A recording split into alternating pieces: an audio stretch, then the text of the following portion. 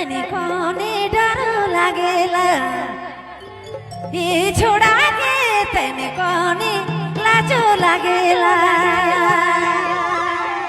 Hello sound के बढ़िया बना बाबू। चरकी पांडे की जय हो। साउंड को बनाइए हो।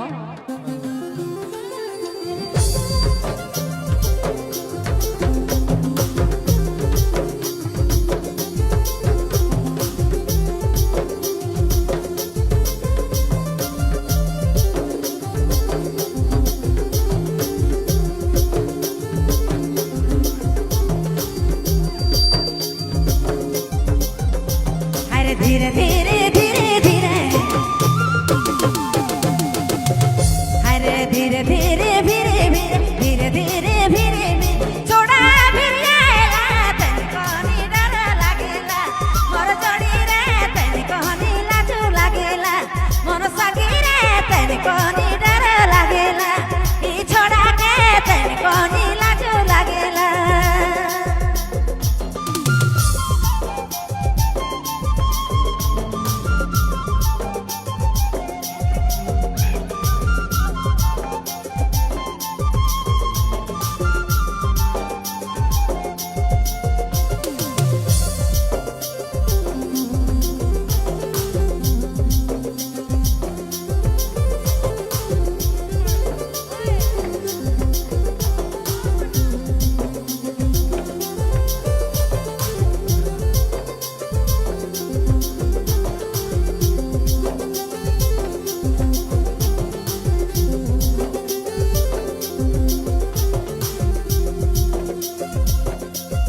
जितना दूर जाओ ना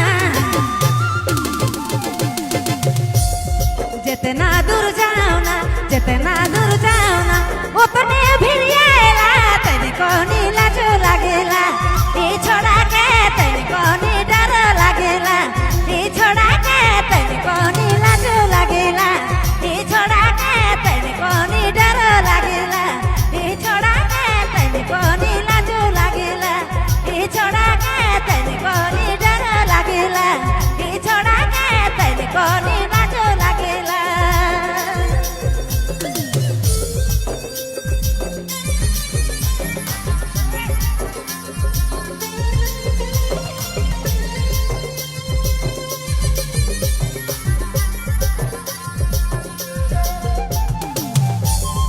अब आपने मन सुना थी निरंजन बाबू पालपुर की प्रस्तुति।